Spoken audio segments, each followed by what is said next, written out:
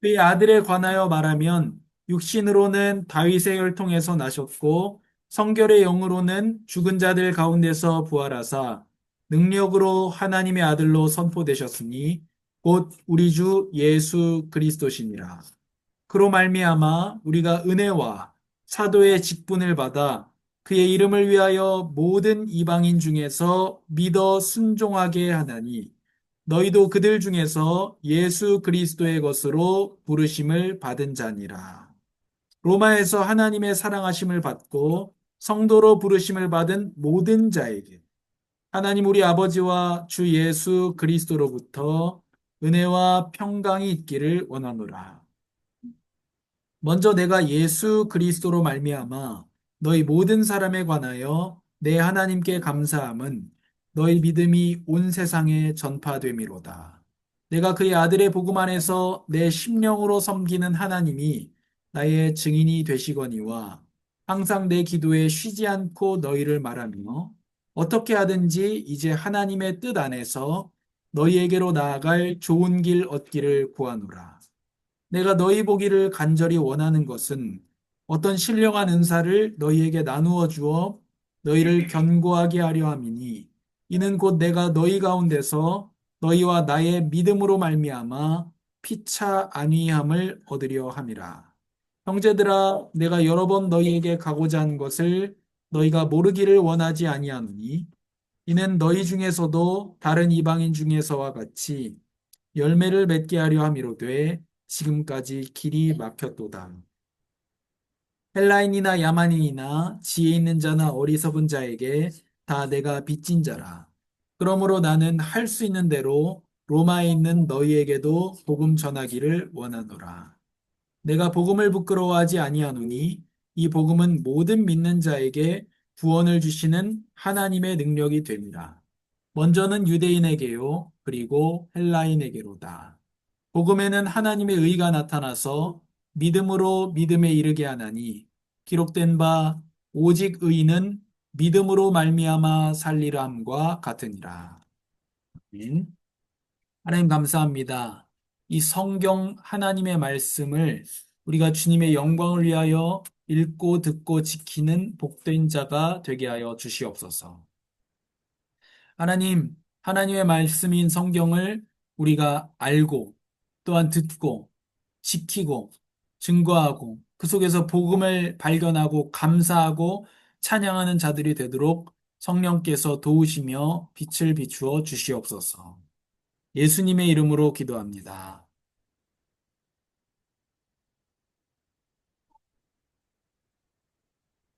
모든 믿는 자에게 구원을 주시는 하나님의 능력이라는 엄청 긴 제목입니다. 모든 믿는 자에게 구원을 주시는 하나님의 능력입니다. 사람들이 성공, 이런 것들을 자랑합니다. 무엇을 자랑하느냐? 그게 그 사람이 중요하게 생각하는 겁니다. 제가 어떤 할아버지 만나니까 바로 자기 손주 대학 자랑하는 그 할아버지는 뭐를 중요하게 생각합니까? 대학을 중요하게 생각하는 거죠. 자기 손주가 그걸 얻었기 때문에 그걸 자랑하는 겁니다. 그 사람들은 자기가 중요하다고 생각하는 걸 자랑합니다.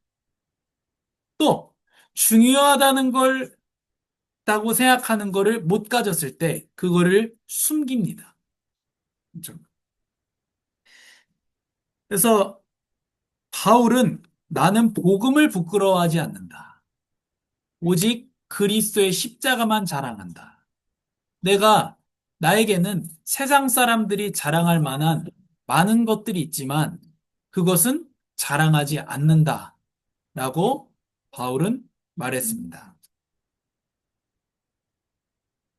그래서 로마 제국에서 십자가에 달린 유대인 얘기는 어리석고 약해 보입니다. 그러나 바울은 그 복음이야말로 하나님의 능력이라고 선포합니다. 그래서 복음은 오늘의 본문에서 복음은 모든 믿는 자에게 구원을 주시는 하나님의 능력입니다. 그러니까 로마서에서 가장 중요한 단어, 여러 가지가 있겠습니다만, 저는 이번에 모든 이 단어를 많이 집중했습니다. 우리 잘 알고 있는 로마서 3장 23절에도 모든 사람이 죄를 범하였음에 또 의인은 하나도 없나니, 그리고 또 로마서에 자주 나오는 말이 유대인에게나 헬라인에게나, 그 말은 무슨 얘기냐면 전 인류 모든 사람, 또 자주 나오는 말이 모든 믿는 자에게. 그래서 모든이라는 말이 로마서에서 엄청나게 중요합니다. 그 이유가 우리가 로마서 배경을 보면 이해할 수 있습니다. 로마서는 바울이 로마서에 썼다, 로마 교회에 썼다라고 모두가 인정하는 그런 바입니다. 로마는 당시 세계의 중심 도시였습니다. 로마서의 발신자인 바울의 사정과 수신자인 로마 교회의 사정이 어우러졌습니다. 하나님께서는 상황을 통해서 복음을 전하십니다. 우리 잘 아는 요한복음 4장에도 그 물 들어온 여인과 물에 대한 대화를 나누면서 복음을 전하시죠.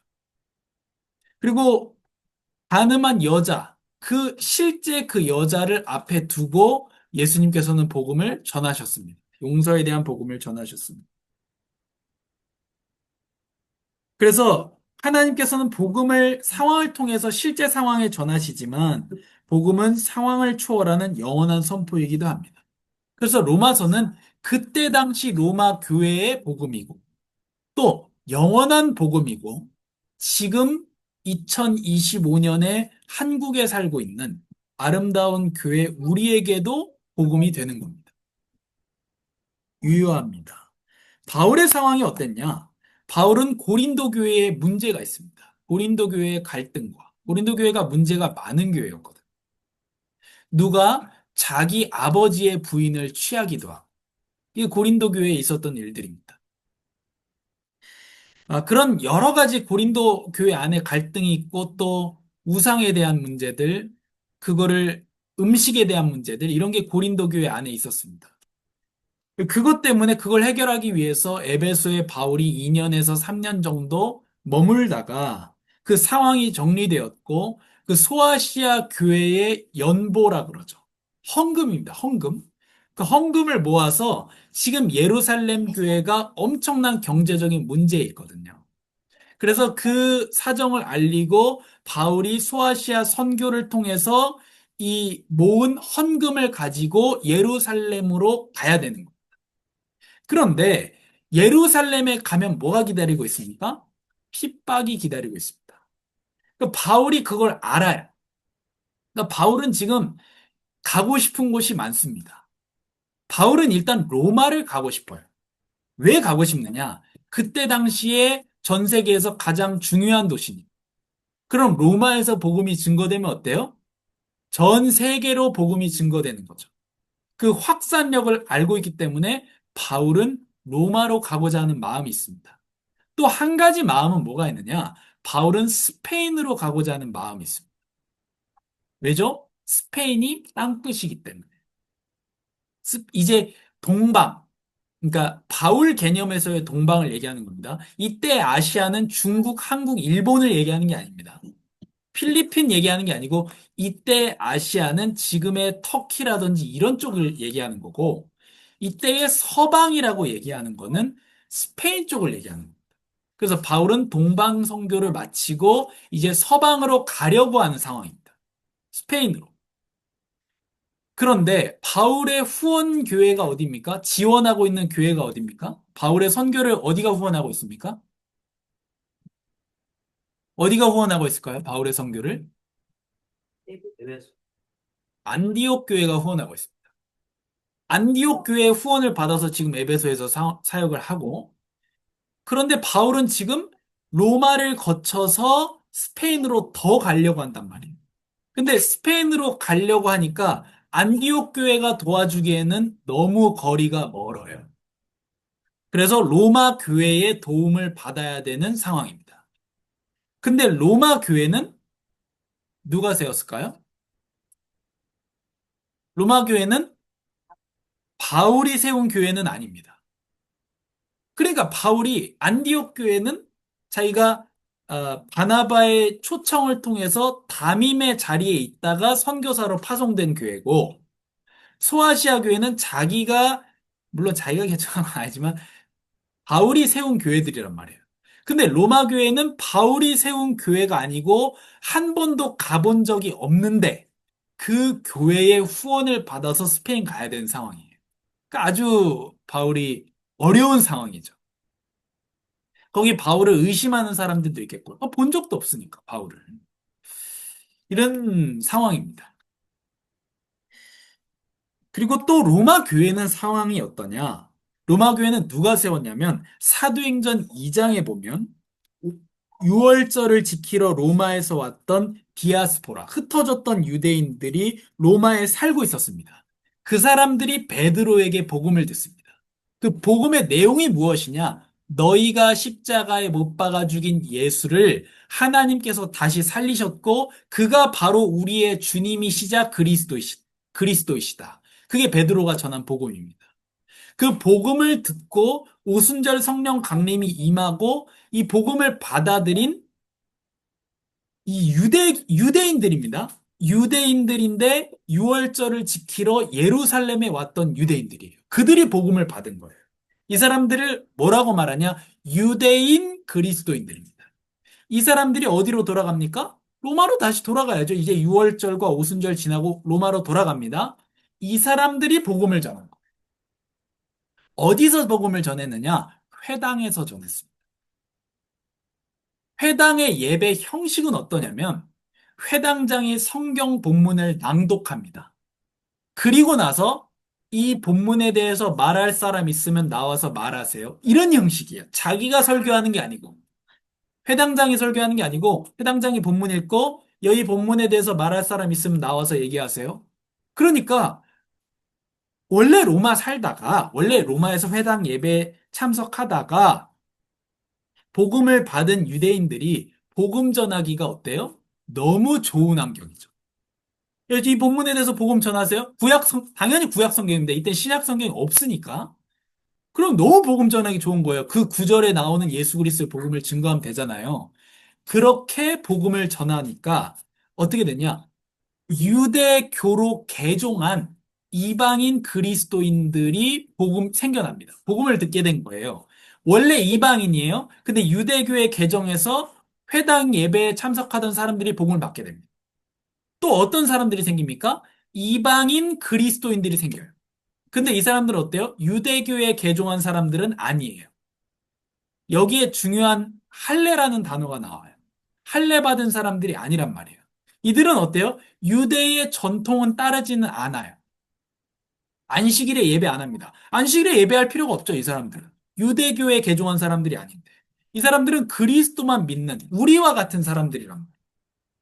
그래서 로마 교회의 주류는 누가 될 수밖에 없습니까? 처음 로마 교회를 세운 유대인 그리스도인들이 주류가 될 수밖에 없는 겁니다. 그게 로마 교회의 상황이에요. 그리고 비주류가 누굽니까? 이방인 그리스도인들입니다. 그런데 글라우디오 황제가 이때 당시에 황제입니다. 회당에서 자꾸 그리스도인이 된 유대인들이 설교를 한단 말이에요. 그럼 어떻게 되죠? 회당에서 엄청난 설전과 갈등이 생기는 거죠. 이 갈등이 너무 심해집니다. 그러니까 황제 입장에서는 어때요? 자꾸 사람들이 싸우고 폭동이 일어나고 이러니까 유대인들을 싹 다 쫓아내버립니다. 로마에서. 다 꺼져라. 그래서 유대인들이 싹 다 쫓겨납니다. 그리고 몇 년 뒤에 이 쫓겨났던 유대인들이 브리스길라, 아굴라 이런 사람들이거든요. 이 유대인들이 다시 로마로 돌아갑니다. 자, 유대인들 싹 쫓겨났습니까? 쫓겨났습니다. 로마 교회 상황을 생각해 보세요. 로마 교회 안에 유대인이 한 명도 있어요, 없어요? 한 명도 없죠. 주류가 싹 다 빠져나갔다면 누구만 있어요, 교회 안에? 이방인 그리스도인들밖에 없어요. 이 사람들이 계속 전도한 겁니다. 이 사람들 숫자가 많아졌어요. 추방됐던 유대인 그리스도인들이 이 사람들은 안식일도 지키고 할례도 하는 사람들입니다. 이 사람들이 로마 교회에 딱 돌아왔어요. 돌아오니까 누가 주류예요? 이방인 그리스도인들이 주류란 말이에요. 할래 왜? 이런 사람들이 교회에 들어왔던. 이런 중에 갈등이 생긴 거예요. 유대인 그리스도인들, 원래 주류였다가 쫓아났다가 돌아오니까 비주류가 된. 그리고 원래 비주류였지만 이들이 없는 사이에 교회를 지키고 복음을 전했던 이방인 그리스도인들. 그리고 유대교에 개종했던 이방인 그리스도인들. 이 셋이 짬뽕 돼가지고 교회가 개판입니다. 그게 로마 교회 상황이에요. 뿐만이 아니라 바울이 세웠던 많은 교회들의 상황입니다. 그래서 여기에 음식 먹어야 되느냐, 이거 음식 먹어도 되느냐. 하나님께서 모세 오경의 율법으로 주셨다. 먹느냐, 마느냐. 율법에 대해서. 율법은 도대체 뭐냐? 우리는 유대인이 아니고 이방인 그리스도인인데 우리도 율법 지켜야 돼? 율법은 뭐냐, 우리에게? 아무 의미도 없는 거 아니야? 우리 유대인 아니고 우리 그리스도만 믿으면 되는 거 아니야? 율법 필요 없는 거 아니냐? 그리고 할례를 우리가 받아야 되느냐? 이 갈등입니다. 근데 바울이 아까 로마로 빨리 가고 싶은데, 로마 거쳐서 스페인 가야 되니까 로마로 가고 싶은데, 바울이 어디 먼저 가야 된다고요? 예루살렘 먼저 가야 돼요. 왜냐? 소아시아 교회의 이 헌금을, 고린도 교회 상황이 이제 정리되고, 소아시아 교회의 헌금을, 예루살렘 교회에 전달해야 되거든. 근데 예루살렘 교회 가면 뭐가 기다리고 있어요? 핍박이 기다리고 있어요. 바울이 갈 데가 너무 많아요, 지금. 근데 그러면 다른 사람 보내면 되잖아요. 예루살렘에서 바울의 얼굴을 모르는 다른 사람을 보내면 되는데 왜 직접 바울이 헌금을 전달해야 됩니까? 지금 예루살렘 교회에서 바울이 직접 가지 않으면 이방인 그리스도인들과 유대인 그리스도인들의 이 관계를 해결할 자가 없습니다. 그러면 바울이 예루살렘 교회에 가는 게 얼마나 중요하냐? 바울이 예루살렘 교회에 가서 이 문제를 해결하지 않으면 전 세계에 있는, 이때 당시에 전 세계에 있는 교회가 두 개로 쪼개져 버립니다. 유대인 그리스도인들과 이방인 그리스도인들로 아예 그냥 전 세계에 있는 교회가 두 쪼가리 나게 생겼습니다. 그래서 바울은 로마가 중요하지만 예루살렘에 먼저 갈 수밖에 없는 상황이에요. 그 상황에 로마에 편지를 보낸 겁니다. 이 상황 속에 자기 너무 가고 싶은데 못 가는 바울이 쓴 편지가 로마서입니다. 그래서 로마서에 무슨 단어가 중요합니까? 모든이라는 단어가 중요합니다. 너희 이방인 그리스도인들이든 유대인 그리스도인들이든 모든 사람이 죄인이지 않아요. 너희가 지금 자꾸 차이점을 얘기한단 말이에요. 우린 할례에, 너희는 할례 안 해. 너희 잘못됐어. 야, 할례 왜? 그리스도만 믿으면 구원받는 거 아니야? 너희는 자꾸 이런 차이를 안식을 지켜야 돼, 말아야 돼? 자꾸 차이를 얘기하고 있는데, 그게 아니라, 모든 사람은 죄인이야. 모든 사람은 믿어서 구원받는 거야. 모든 사람은 예수 그리스도로 인해서 구원받는 거야. 모든 사람, 모든 사람은 이제는 하나님 앞에 새로운 삶이 있는 거야. 모든 사람은 율법을 지키고 안 지키는 삶이 아니라, 하나님이 주신 너희 몸을 거룩한 산제사로 드리는 하나의 삶이 있을 뿐이야. 성령도 하나요. 하나님도 한 분이요. 그리스도도 한 분이야. 그래서 우리는 뭐예요? 하나의 교회다. 이것이 바울이 로마서를 통해서 전하고자 했던 내용입니다. 이 내용을 바울이 사도행전에 어디에 가서 똑같이 전합니까? 예루살렘에 가서 똑같이 전합니다. 할례라는 것을 가지고 이방인 그리스도인들을 너무 힘들게 하지 말라. 그거는 너희 유대인들의 전통이 아니냐. 그리고 할례한다고 해서 그리스도인들이 아니냐. 그것도 아니거든요. 할례한다고 해서 그리스도인이 아닌 것은 아니거든요. 이것에 대한 내용을 정리할 필요가 또한 바울에게 있었던 겁니다. 이런 뜨거운 상황 속에서 하나님께서는 바울이 로마서를 쓰게 만드셨고, 그것이 영원한 복음이 되게 하셨고, 또한 우리에게 지금 의미 있는, 쪼개진 교회를 하나로 이어붙일 수 있는 유일한 영원한 또 우리에게 주시는 가치로 하나님께서 로마서를 주셨습니다. 로마서에 기록된 복음은 무엇이냐? 모든인데 두 번째로 복음은 하나님의 능력입니다. 복음이 누구의 것입니까? 하나님의 것입니다. 사람이 만든 철학이나 사상이 아니고 창세전부터 준비하시고 선지자를 통해서 약속하신 복음이라고 얘기합니다. 그래서 근본 없는 복음이 아니라 하나님께서 지금껏 선지자를 통해서 주셨던 복음이에요. 근데 복음을 말세에는 누구를 통해서 전하십니까? 하나님이? 선지자를 통해서 지금 선지자 있습니까? 지금 선지자 있어요? 없어요. 목사는 선지자 아닙니다. 선지자를 통해서 말씀하셨던 하나님께서 지금은 누구를 통해서 말씀하십니까? 예수님을 통해서 말씀하신다. 예수님을 통해서 하나님이 어떤 분인지를 우리에게 말씀하시는 겁니다. 예수님의 죽음을 통해서 나는 죽음으로 백성을 살리는 왕이라는 걸 보여주는 거예요. 얼마나 달라요? 왕은 자기가 살려고 백성을 죽인단 말이에요. 그게 왕이란 말이에요. 다 그래요. 근데 예수님은 어떤 왕입니까? 자기가 죽음으로 백성을 건지는 왕이라는 거예요. 그래서 복음은 한 인격이신 예수님에 대한 소식입니다. 단순한 교리가 아니고 한 사람 예수 그리스도의 이야기입니다. 다윗의 혈통으로 오셨고 참된 인간이시고 그래서 인간의 죄를 사하시고 부활로 하나님의 아들 참된 왕으로 선포되셨습니다. 한 인간이 돼 단순히 인간이 아니라는 것입니다. 훌륭한 인간이 아닙니다. 예수님. 참된 인간이시고 100% 참된 하나님이십니다. 복음은 우리에게 믿음을 요구합니다.